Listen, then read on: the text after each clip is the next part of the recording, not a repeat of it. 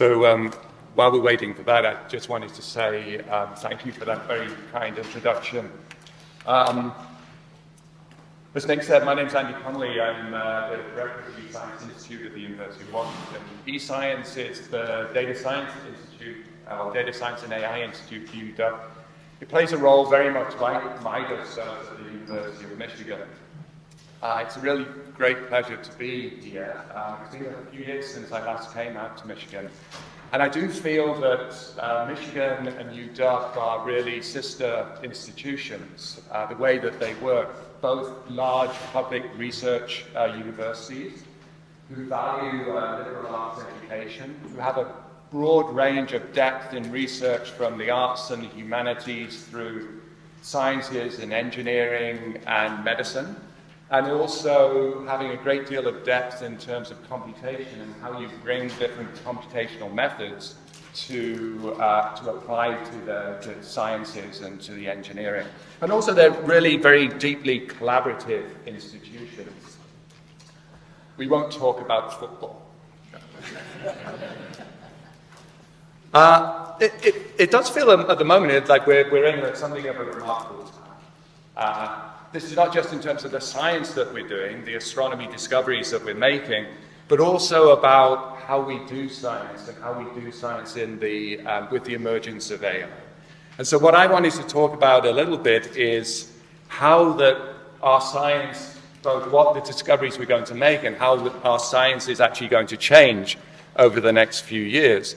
And potentially whether we're in an era that was like the 1920s, where small tensions between our understanding about the properties of materials and the properties of light gave rise to the development of whole new fields in physics that change our understanding of the universe at the smaller scale through quantum mechanics, but at the larger scale through general relativity. But I also want to acknowledge that as we think about how AI will influence the science and the engineering that we're doing, that while we may be in a remarkable time, it is equally as remarkable that if at the end of this symposium tonight, you go outside and you look up at the sky, and as you allow your eyes to adapt to the dark, take about 30, 60 minutes, depending on how old you are, to allow your eyes to adapt to the dark. But while you're looking up at the sky, if you just hold your hand out, palm up to the sky, every 30 seconds, a photon, light from a galaxy 2,000 million parsecs away, will graze the surface of your hand. It takes about 8 minutes and 20 seconds for a photon to travel from the surface of the sun to reach us on the Earth. There's another 1.3 seconds if it's going by the moon, so we see the reflected sunlight off the surface of the moon. To take a signal from the Earth to communicate with the spacecraft that are orbiting around Mars is about 12.5 minutes. It depends on the configuration of Mars and the Earth as they orbit around the Sun.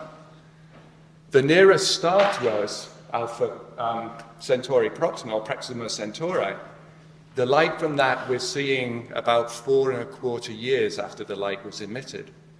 And that distant galaxy, 2,000 million parsecs away, potentially a supernova within that distant galaxy 2,000 million parsecs away.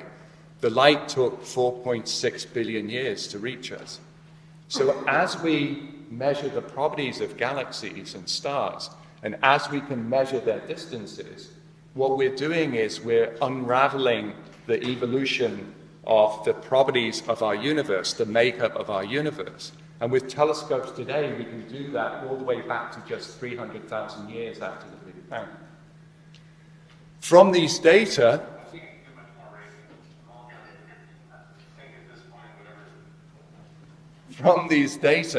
we can build models for how our universe formed and evolved, to understand how we go from a uniform distribution of matter through gravity to allow material to collapse into the filaments and shoots of galaxies that we see in the local universe.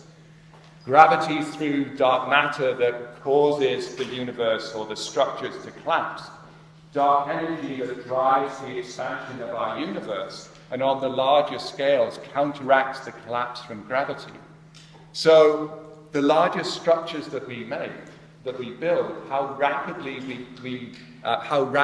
these structures form, tells us not just about the amount of dark matter and dark energy in the universe, but potentially it tells us also about the properties, the nature of that dark matter, the nature of the dark energy, whether it's some form of cosmological constant or whether it evolves with time. So the remarkable thing is that as we stand here, we're bathed in the light from a distant universe. The hand that you may hold out to detect, or not detect, but to feel the photon that comes from this distant galaxy, your hand reflects about 40% of the light that impacts it. The rest of it is scattered or absorbed. And so to be able to study the distant universe, we build large collecting instruments that can collect a large amount of photons. And we do this by building large mirrors. This mirror is an 8.4 meter mirror that was built for the Rubin Observatory that came online about 6 months ago. We coat these mirrors with silver, so what we're reflecting is 95% of the light that hits that mirror. We couple these mirrors with large digital cameras. The DOE LSST camera contains about 3.2 gigapixels. So 3.2 billion pixels. To image or to look at one single image from the Rubin camera would take about 400 high-definition 4K TVs just to see a single image. This camera has a field of view that's about 3.5 degrees on the sky. That's about 7 times the width of the full moon. And this camera can be read out within just 2 seconds. So we place these cameras and these telescopes and these mirrors within observatories like the Rubin Observatory. The Rubin Observatory is in northern Chile, just at the southern end of the Atacama Desert. The observatory is at about 3,000 meters, so about 9,000 feet. This means that the atmosphere is stable, the skies are dark, it's away from the light pollution, and the weather patterns are such that we think that we can use this to observe for about 300 out of the 365 days or nights of the year. This telescope is about 350 tons of glass and steel, but it's designed so it can point at any place on the sky and salute to another part of the sky in just 15 seconds. And what this means is that we can observe, take an image of the sky, 3.5 degrees on the side, take that image, integrate for about 30 seconds, and then move over another 3.5 degrees, and then take another image, and another image, and another image. So over the period of about 2 nights, we can cover half of the sky that's visible from northern Chile. The accuracy and the precision of this telescope and the data rates that we can actually collect, about 500 petabytes of data over a period of 10 years, means that over 10 years, every part of the sky will be observed about 1,000 times. And so this means that we can detect anything that moves or varies or changes on the sky and release that data to the astronomical community within 60 seconds of the data actually being taken. And this is a huge revolution in terms of the amount of data that's been made available to the astronomical community. What's key to these data is the quality of those data, the quality of the images. We know that the atmosphere blurs the photons as it blurs the light as it passes through the atmosphere. But one of the things we don't often recognize is that the distortions in the shapes of the mirror will actually distort the images that we're observing. That this 20 tons of glass is actually not a solid, rigid body. It flexes and it bends and it sags as gravity acts on it as it points at different parts on the sky. And as it sags and deforms, it can distort the images that we see. And as we distort the images, it can imprint signatures that can then be masquerading as cosmological signatures that we'll observe through the data. And so the precision of the data is as important as the amount of the data that we're collecting. So Rubin will detect about 1.5 million galaxies in every image that it takes. Each night, it will detect 10 million objects that move or vary or appear on the sky. Over the 10 years of its survey, it will measure the properties of 37 billion stars and galaxies. And each one of those observations, each one of those galaxies will be observed 1,000 times. So we'll have a time series of how they change in brightness as a function of time. But these are really just numbers. So what I wanted to do is to show you a little bit of the data that's coming from Rubin, and then talk about some of the science and the excitement about that science. This is some of the earliest observations from Rubin. This is observations of the Virgo cluster. It's about 45 million light years away. Within these observations, you can see these large galaxies. You can see galaxies with their spiral arms, where stars are actually being formed within these galaxies. But every single small fuzzy blob is a galaxy within this image. There's about 10 million galaxies that you're looking at the moment. The faintest, smallest observation, smallest little dots in this image are galaxies like we're seeing about 12 billion years ago. So we're observing the universe just 1 billion years after it was formed. The footprint of Rubin is shown up here, and so the data that you looked at, those 10 million observations, those 10 million galaxies, represent just 3 fields that Rubin will observe out of the thousands of fields it will observe over the 10 years of its survey. And one of the questions we ask is, why are we investing in these initiatives? Why are we building these telescopes? Well, we're in an interesting time in astronomy, where there's a growing tension in terms of our understanding of how the universe formed and evolved. When we measure the cosmological parameters that explain the properties of our universe at high redshifts, at great distances, they're not consistent with those that we measure locally.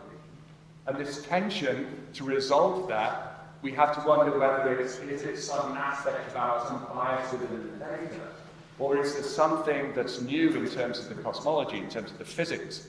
Is our model for gravity or for cosmology, does that need to be reformed? Observations from the James Webb Telescope is now showing us that galaxies, massive, mature galaxies, form much earlier than we originally expected. When we look at our own galaxy, we expect to see large numbers of satellite galaxies orbiting the Milky Way, and yet we find just a few. Within our solar system, we're still struggling with the question about how water reached the Earth, how it arrived from these water-rich comets and asteroids that orbit around the solar system, orbit around the sun. And while the universe is 96% of the universe, the energy budget of the universe is made up of dark energy and dark matter, we have no direct detection of dark matter. And our understanding of the cosmology models, the physical models, does not explain the properties of dark energy, and particularly if that dark energy actually evolves with time. The power of Rubin is that when we make these measurements of distant galaxies, when we make these measurements of supernovae in the high redshift universe, it's not just one supernova that we measure, but with Rubin we'll detect about 1 million supernovae every year.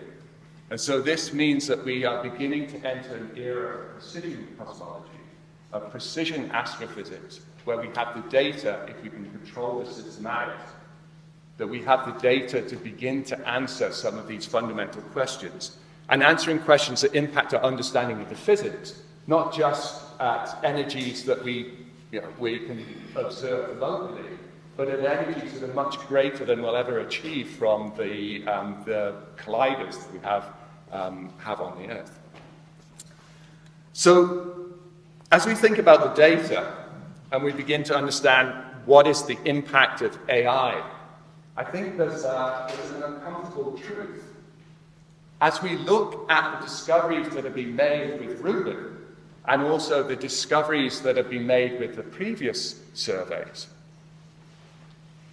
whether it's the detection of gravitational waves from the collision of neutron stars, or it's the identification of a star that's infalling into a black hole, this tidal disruption event that rips that star apart. The computational methods that we use for making these discoveries are fairly traditional machine learning and statistical techniques. How we discovered gravity waves was through a matched filter. Today, even, how we detect supernovae is through template fitting. So the question is, why are we not deploying the latest state-of-the-art in terms of AI and machine learning in these billion-dollar initiatives to make discoveries? In fact, most of the discoveries that we're making that use AI, we use AI after we've made the discovery to refine and improve the data set that we're working with. Most of the discoveries that we have up here, the contribution of AI was more to remove the artifacts within the data that enable people to use more traditional techniques. And I think this is an uncomfortable question that we have to answer. How is AI actually going to change the science that we want to do? And yet we know that as we introduce new data sets and as we introduce new computational techniques, it drives the research that we're doing. The left-hand side shows you the number of publications in astronomy from 1990 through to 2025 and how they use different computational techniques, whether it's Markov chain Monte Carlo or neural networks. And we see that as we release new data sets, as we release the data from the WMAP, which was one of the largest surveys of the cosmic microwave background, that drives the adoption of new techniques like MCMC, which is the gold standard for characterizing the uncertainties on the parameters for cosmological models. We know that as data and as computational and software is made available, such as TensorFlow and PyTorch, this drives the science or the papers that we're generating that adopt these techniques. So the delivery of software, the delivery of computational techniques, and the delivery of data drive the research agenda and the research productivity of astronomy. But when we look at the citations and the impact coming from these papers, if we compare in blue the citations per paper from using PCA, right? PCA is not a modern technique, goes back to 1901. There are 20 times more papers being published using neural networks or deep learning than PCA in astronomy today. And yet, when we look at the citations from PCA, we see they come across as a fairly constant amount, and then they drop off more recently because these papers haven't had enough time to build up their citations. But when we look at the papers using neural networks or deep learning, they follow the same path. It's not having as transformative an effect in the science that we're trying to undertake. And I think one of the questions is, why is that? Part of it's sociological, right? We are used to the techniques that we want to adopt. We use the techniques that we're used to. And so there has to be a value proposition about why I would change my workflow. Part of that is cost. If you're developing a billion-dollar experiment, you tend not to work with the state-of-the-art, with the cutting edge, if you can't understand the uncertainty, the interpretability of the techniques that you're working with. And this really came home to me about a year ago when I was at a meeting at MIT, which was hosted by the NSF, and the room was full of people working with science and AI. And everybody in that room was interested in how neural networks, how they store information, how many training sets that you need, how do we encode information, why is it that the brain uses 20 to 25 watts, yet we're using huge amounts of energy to train these networks? Why do we need trillions of tokens to train the networks when the human brain requires 50 million or so to train it? So what was the physics and the mathematics of these networks? But when we started talking about the science that would come from these experiments, there was a lot more caution about how do we adopt and utilize these techniques. And one of the things that I think is driving this is that when we think about how we do science, There are many components to it. We have the creativity, the imagination, the problem specification, how we come up with the ideas. But to realize these ideas, we need data. Rubin took 20 years to design and build that experiment, this carefully curated data set. We need the modeling and we need the techniques, but we also need the interpretability. We have to understand we're interested in the physics, why something happens, not just describing what is happening. And this is why techniques such as symbolic learning and working with ODEs and PDEs is so exciting at the moment. And we also need uncertainty quantification. It's as important in astrophysics in terms of constraining the cosmology to know what is the uncertainty on the parameters that you're constraining, as much as it is to know what is the actual optimal value for those actual parameters. We focus a lot on modeling, on architectures in astronomy. We focus on the training sets that we need. And yet, to make the discoveries that we need to think about AI as an infrastructure. AI that enables us to collect the data, to change the workflows that we're using to undertake our science. And I think AlphaFold is a beautiful example of this.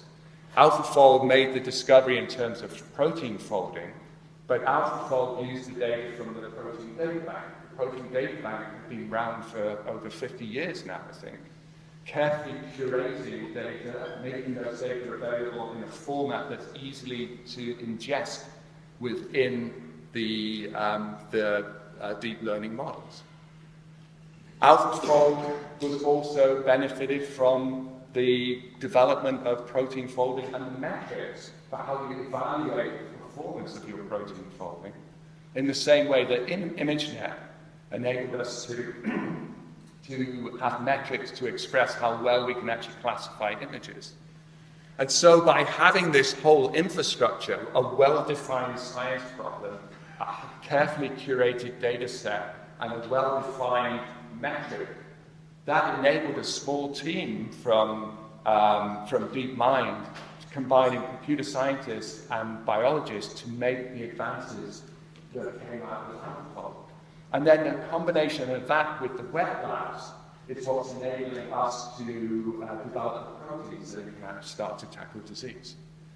So one of the things I think as we start looking at in terms of how AI is going to change science and change our astronomy and the research that we can actually undertake with astronomy is we have to think about the modeling and the training and the architecture and the labeling. But we also have to think about that in the context of how we do the scientific process. So what I wanted to talk about a little bit is just how is AI changing the way that we do science? And it isn't that we're just embedding everything into a large language model. 5 years ago, if you'd asked me when is AI a success, I would have said it's when it changes the questions that you can ask. I still believe that, but I believe today that if you can accelerate how rapidly we can do the research and the science, and we center the human within that research, then we can actually accelerate science. And eventually we may get to the AGI, we may get to a point where we never have to think again. But until then, I think we just accelerating how rapidly we can work with data will transform the science that comes out in terms of astronomy and cosmology. So how is AI changing the way that we work in astronomy? Well, it is already changing the way that we collect data. I said the mirrors is 20 tons of glass that can sag and actually distort that image, that mirror, it distorts the image. And that distortion can masquerade as a cosmological signal and bias the results that you're getting. Well, it turns out that if you take an image and you take it out of focus, so anyone who works on photography, the bokeh effect as you drive your camera out of focus, that effect is actually producing an image of the entrance pupil for your camera. It's producing an image essentially of the mirrors, the shape of the mirrors that are collecting the data. And so if you have distortions in the shape of that mirror, they appear in the distortions in the entrance pupil. It's hard to see those distortions in in-focus images. It's easy to measure them in out-of-focus domains. We have techniques that are traditional classical approaches, which are an inverse problem, that can calculate those distortions and invert it to calculate the forces we need to apply to the mirror to bring it back into its optimal configuration. But by changing those techniques from the classical inverse problem to one where we're using neural networks, where we're training the data on the individual donuts and predicting the forces on the mirrors, by training these models, we run 50 times faster than the classical technique. These techniques are more robust. They're robust to artifacts within the data. They're robust to when two stars are close to one another, so those donuts overlap. They perform about twice as well as the standard classical techniques in our simulations, and we're now beginning to deploy this in real life. And so they can improve the image quality, not from the atmosphere, but they can improve the image quality from the optical performance of that telescope by a factor of 2. And what comes out of this as we start to embed it within the science is new computational questions and new computational challenges. For example, while we can tell how much we need to bend that mirror to get it into shape, we don't know the exact figure of the mirror. So how do we actually train a network, or how do we validate our AI predictions when we have the ground truth is not actually available? And it begins to produce this wonderful cycle of science driving questions and AI driving questions, solutions in science. We're using AI now to predict what we need to do next. We saw the supernovae. One of the classical questions in supernovae is we know that one type of supernova, a type 1a supernova, is a standard candle. It means it has the same brightness. If an object has the same brightness and I measure how bright it is on the sky, it tells me how far away it is. It's the most accurate distance measure we have for measuring distances to galaxies. But the problem with type 1a supernovae is they're not alone. There are other types of supernovae. Other types of supernovae which aren't standard candles. We don't have the same intrinsic brightness. And if you contaminate your sample of supernova, type 1a supernovae, with other supernovae, you bias the distances, and therefore you bias the cosmology that you measure. What we'd like to be able to do, the standard way of approaching this, is we take spectra. We take spectra with large telescopes like the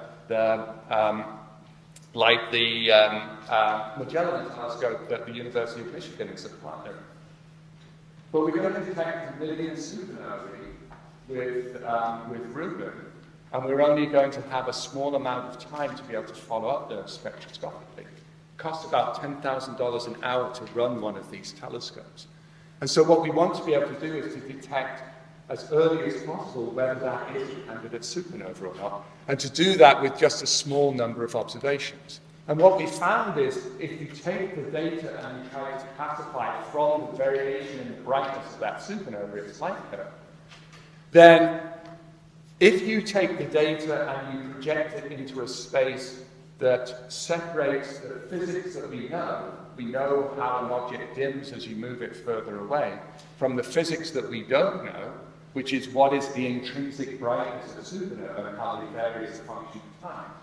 If we allow the networks to train on the information or the models or the physics that we don't know, we can reduce the dimension and separate out the physics we do know. We can reduce the dimensionality of the problem. It's just like tracking a planet that orbits around the sun. If you do that from the perspective of the Earth, then you have to account for the prograde and retrograde motion, you build out a complex model. If you transform into the reference frame of the sun, then these orbits are elliptical. And the model that you're trying to solve for is much simpler. And we found that if we bring the physics that we know into the models that we're developing, then we can build out latent spaces that are much lower dimensionality. And from this, we can begin to classify these supernovae without ever taking a spectrum, where we're at 90% of the supernova that we identify as type 1As turn out to be correct. And so we're getting close to the point where we can begin to remove the need for follow-up spectroscopy because the sensitivity of these techniques is it is significantly better than the traditional approach that we've been using. And then one of the challenges we face is how do we infer the properties of our universe? This is a distribution, a map of the mass within the universe measured from gravitational lensing by a survey called the Dark Energy Survey. What we'd like to know is what universe produces that distribution. Here are simulations of 3 different universes, each with different amounts of dark energy or dark matter. Some of them are easy to separate out. We could say those 2 are not the same. But if we want to get to the precision of about 1% in terms of understanding what are the properties, what are the properties of the cosmology that match these observations, then we need to do many simulations. And the challenge with simulations is that we can simulate the properties of dark matter and do that very rapidly, but we do that at low resolution. And we do that with a few thousand computer cores.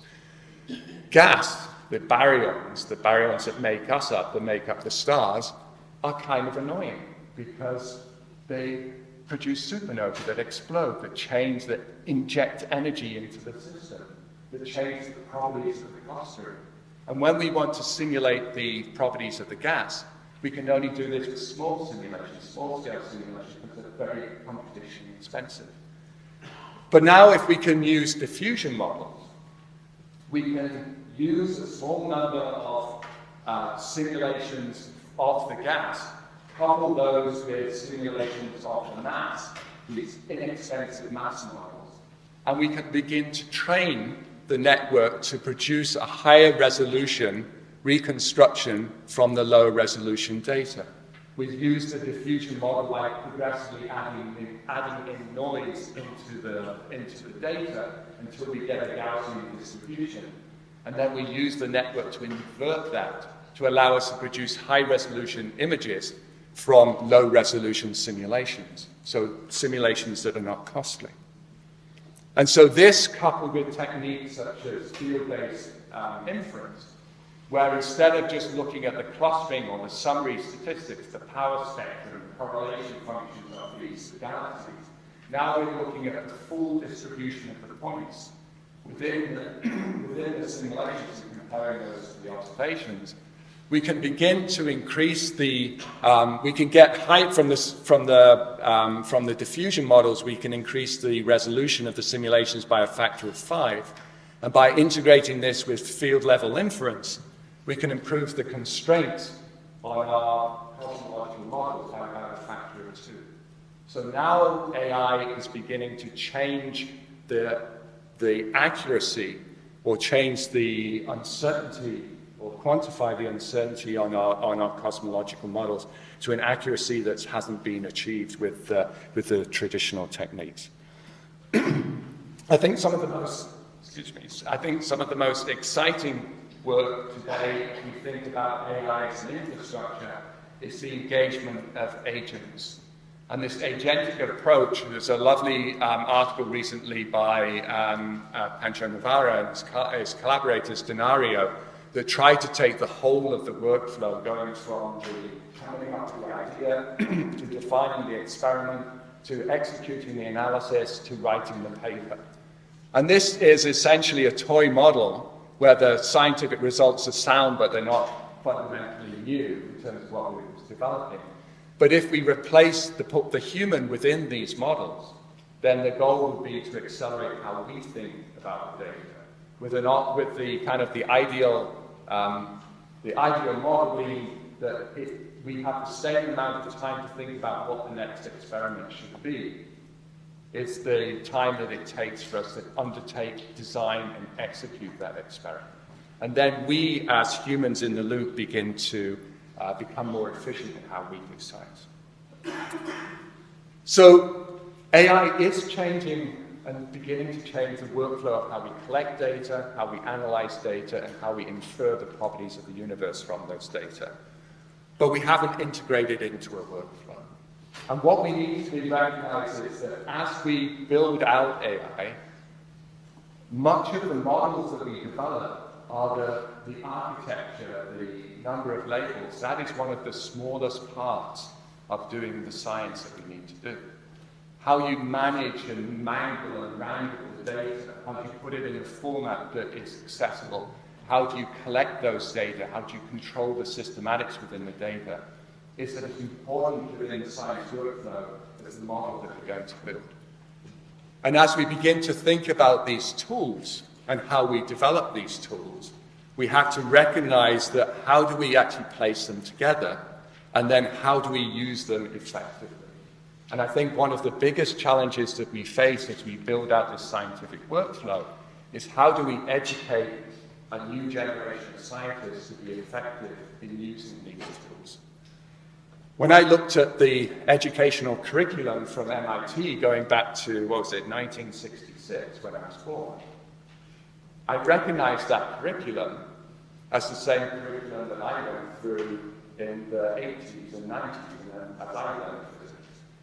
And then when I looked at what that curriculum looks like as of a couple of years ago, it's the same curriculum that I was trained on, and that many of the physicists in the room were trained on. And that curriculum would have been common in the 1940s. And that curriculum was designed because it provided you with a detailed, fundamental understanding of the physics. And it meant that you had a baseline understanding of how physics works, which meant that you could understand the properties of, or the advances in physics today because you understood the underlying grammar. You had a deep mathematical understanding of how the mathematics and physics works. So today, we're not changing the way that we train our students, or we're only just beginning to change the way that we train our students. And I don't think we understand the depth or the details of the pedagogy of how you use these tools to develop the next generation of physicists and astronomers. And I think one of the challenges that we face is when I look at the people who have been most successful in astronomy with these tool sets, it's people who are at mid-career.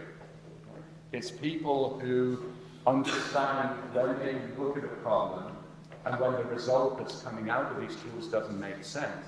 They have a deep understanding of physics. And so they can recognize when there's a problem, they can change the prompt. They can change the prompt. They can change how they're working with these language models, with these coding interfaces. And so I think the question is the same question that we had at the beginning. How do we teach our students so that they will be successful in astronomy, so that they have the core education, but they still have the ability to work efficiently in science? And I think this is an open problem. We're actually just starting at the University of Washington a new program to fund people to explore how you integrate pedagogy and how you integrate AI into pedagogy. And I think there are examples where it's been incredibly successful, where we've demonstrated, where Klopfer and others have demonstrated how AI as a teaching assistant can improve the performance or the knowledge of students compared to the more traditional active learning approaches. But there's also a wonderful paper by Leona Barbara, who talks about, from George Washington, who talks about the use of AI in a teaching program and the disaster that was that class. And one of the things that we're beginning to recognize is that we know that when you give a talk in a lecture and you're confident about that talk, the confidence gives this illusion of competence. And this means that when you hear that person speaking, you begin to think that you understand in depth the material that they're talking about. But when you go away and you try to reproduce that work, you didn't understand it. What you understood was that person was very competent and confident in how they expressed their ideas. It takes real work to understand and struggle to embed that information within our brains. And so with the language models, they are anything, if they're anything, they are confident in their answers. And I think that one of the challenges that we face is, how do we understand the pedagogy? How do we understand the ways that we integrate that within classrooms?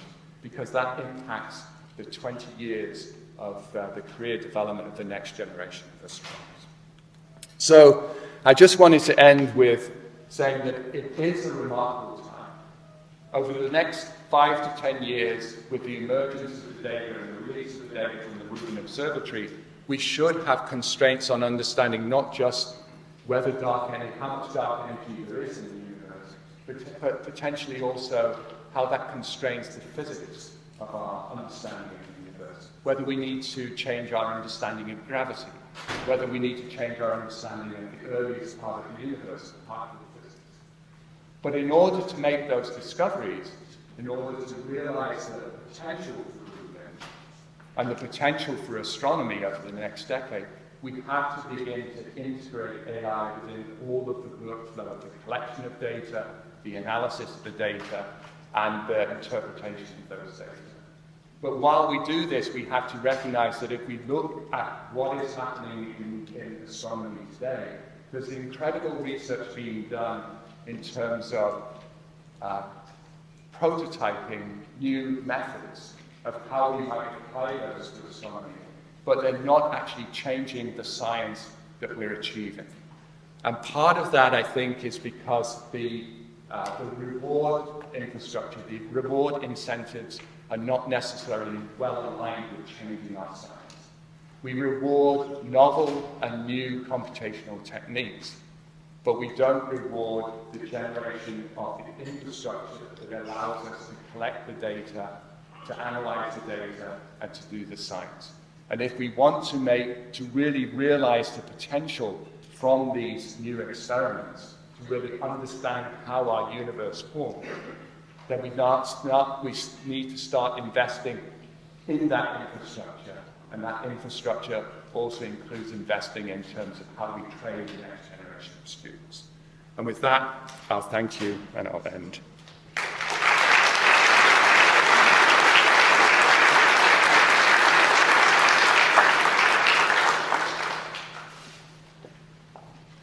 And I know you're supposed to use Slido to ask questions, but I'm very happy to talk to humans as well. So.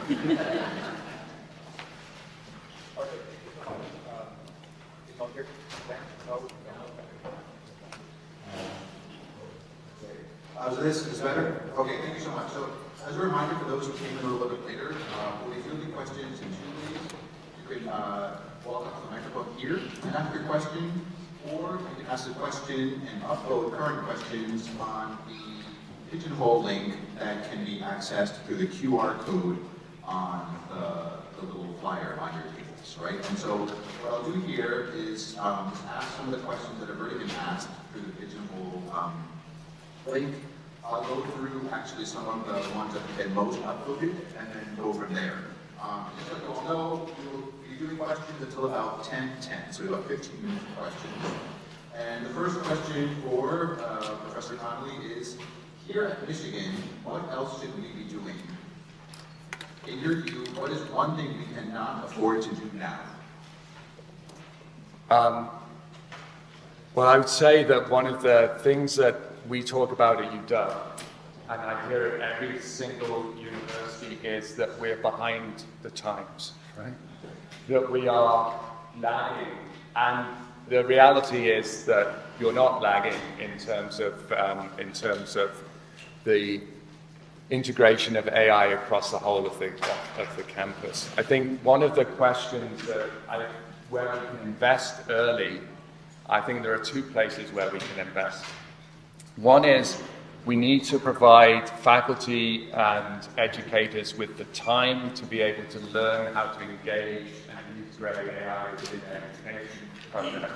One of the biggest challenges of being a member of any university is just having access to that time to be able to make those changes. So investing in how do we teach, and also doing that from the pedagogical side of things, where we're actually looking at the performance. We have a lot of depth in terms of science education, for example, that we've done, and using these to understand what are the likely outcomes, because as I said, this is going to influence the next 20 years of research that we're doing. So I think investing time in allowing people to be able to do that, and time always means money. And then I think the second thing that we're beginning to face is we have, at UW, we have this incredible computer science department at the Allen School.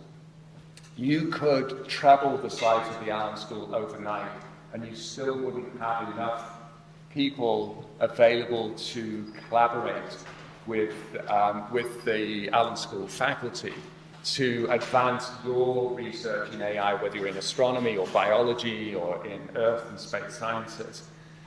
And so the question is, how do we invest in people who can help the sciences, the arts and humanities to actually engage using AI techniques? And I talked about the incentives for how we do research not necessarily being well aligned. Let me give you an example of that. One of my dearest colleagues who I collaborated with for about 20 years is a computer scientist, and I was working with them and we were talking about what I want to be able to do is to rapidly access galaxies at one part of the sky. So I want to index the sky, so I want to index on the sphere. And I said to them, I want to be able to do this. And they said back to me, well, that's a solved problem. It's a very well-known solution about how you do that. And then I said, that's really great. Where do I find that solution so I can put my data in that database and do that query? And they said, oh, no one's actually implemented that within the database. So then I said, well, can we implement that within a database? And we work with your students to do that. And they said, no, because it's a solved problem. And so the challenge that you face is that when you're working with across different disciplines, you have to do something that benefits both disciplines, right? If you're trying to get for research grants. And so this means that it has to be new computer science and it has to be preferentially new astronomy at the same time. It's really hard to come up with those ideas or those projects that benefit both. And so I think we need to start investing in the people who can take the biology or take the astronomy and then integrate some of the AI into that. And that may not initially be the latest computational techniques. Eventually, through this virtuous cycle, we will create new computational and new approaches. But I think you need to invest in those people who can actually start accelerating the research. So we'll get there eventually within 5 years, or 10 years, but we need to, what we're trying to do is to accelerate our adoption. Thank you. I appreciate the comment. I appreciate the comment about benefiting both disciplines. I think that speaks to the ethos of what true collaboration is, which is really important.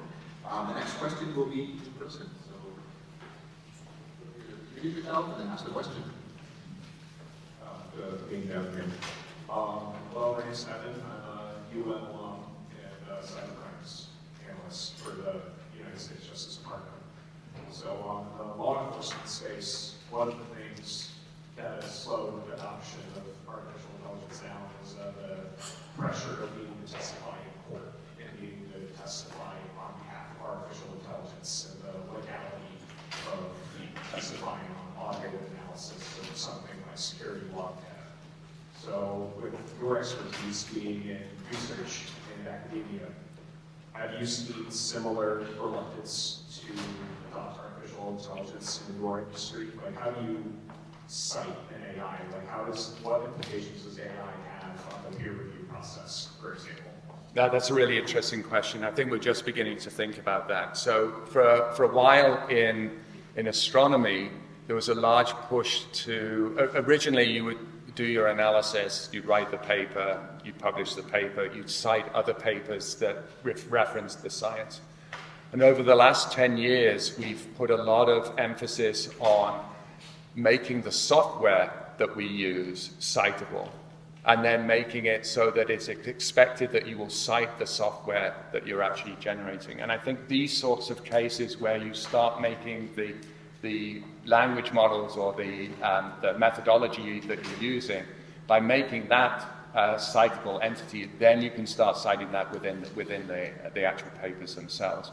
And that gives you some idea about what was the model that you used, what was the particular type of model, what was the evolution of that model at any one time. In terms of adoption, I think the biggest impediment to adoption in astronomy is the interpretability of the models that we're using. So how do I actually understand what a model is actually doing? If it's just doing a classification, that's fine, but what I'd like to know is what are the underlying physical processes that explain why something is happening, why a star is evolving in the way that it is. And so that is driving, I think, more of the reluctance to the adoption than the citation. But I think we will have to address how do we cite it. We address the same thing with students about how do they cite when they're using AI within their classes. Thank you so much, Evan. By the way, Evan's name tag says that he's from the U.S. Department of Justice, so it's nice to see the diversity of folks here at today's event. Next question has about 7 votes. It's a question that I also had. Has to do with your reference to agentic approaches. And the person asks, I was interested in the workflow of AI taking less time for us to design and execute an experiment. That was at the very end of the talk, so if you can sort of explain what you mean by that a little bit more. Sure. The evolution we've seen at UW was, first of all, we started working with the language models. And then we recognized that the early models were not using the corpus of information that we actually need that are relevant to our own science. So then we moved to more of a kind of retrieval augmented generation type approaches. And that enabled us to produce interactions, say, with the astronomical literature that were more appropriate for the questions that astronomers were generating. I think beyond that, where we've now got to go on is the tool building aspects of AI, which are the agentic AI approaches. And examples of this are embedding Claude and ChatGPT within VS Code to actually develop it, or embedding that Claude and ChatGPT, but then having another agent that is using the documentation that it tells you about the documentation for the software product that you're working with, the APIs. And then another agent that's looking at, say, the equivalent of Stack Overflow but for astronomy, so that it tells you about the properties of, say, the Rubin observatory. And so what I think is really interesting from the agentic aspect is beginning to bring these tools together. And that's where we're actually seeing a bit of a change in terms of the interest on the science community that we engage with in eScience, is when you can start using the agents, when you can start using these language models to build tools that are appropriate for your science, then it becomes, you begin to see the value of that workflow. So the example here with Denario was, what they did was they took the corpus of literature and they built out lots of different modules. Each one of these modules had a range of agents associated with it.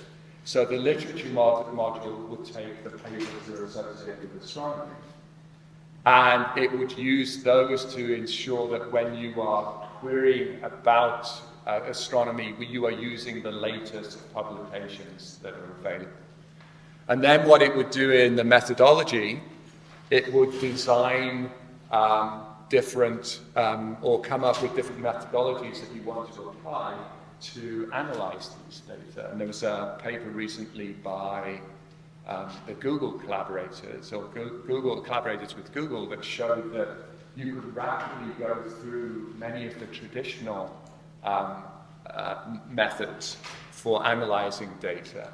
And then you could also apply those to the data, and you could actually evaluate the performance. And so this allowed you to cycle through many different ways of actually analyzing data, ranked by what might be most appropriate for the data set that you're working with. And I think today they are kind of prototyping these. The paper here talks about both the where they succeed and where they don't succeed. For example, where they don't succeed is when one of the agents can't actually derive the method that they want to apply to the data, or that fails, so they apply it to the data. The agent that writes the paper still writes the paper, even if the analysis doesn't exist, and so it hallucinates the results coming out. But I think if you have people at each stage of this module looking at the data, so that you're using it less to try and have the full workflow, which is interesting from an academic perspective, but more that you engage with these tools and it allows you to be quicker about how you come up with what does the literature tell me about how galaxies being formed, and what does the latest JWST observations tell me about whether galaxies can form in the time that is necessary to finding a very high redshift. I think that's where the agentic workflows are really are going to benefit. And they're beginning to get to the point where any researcher can start putting together these different modules to build out their own workflows. And so I think this is one of the most exciting aspects, and this really goes to the idea of using AI as a science infrastructure. Great, thank you so much. I think we have maybe time for one more question from Pigeonhole, and questions are really on process. And so another question here is, I was curious when you say that people who are most beneficial with AI tools are those at mid-career. What can we do to support those colleagues better so that they can flourish? The mid-career? The mid-career, right. It's reference to that, I think, a wonderful point later on in the talk you're referring to. Yeah. Mid-career colleagues are the ones who are most successful. So the mid-career colleagues who I work with are the most successful at working with these tooling, because they can understand when the tooling is going wrong. To get to the point where you can start these tools, one of the things we're doing at UW is to begin to create workshops. So at UW, if you're an undergraduate or graduate student, we have programs that can teach you many different aspects of whether it's programming, whether it's AI, whether it's methods, whether it's physics. But once you go beyond that, once you start moving into your postdoc or your early career faculty or your mid-career faculty, it's really hard to be able to find the time to be able to take a course, to learn something about something new. And so one of the things that we've started doing most recently is to create these very short form, informal courses.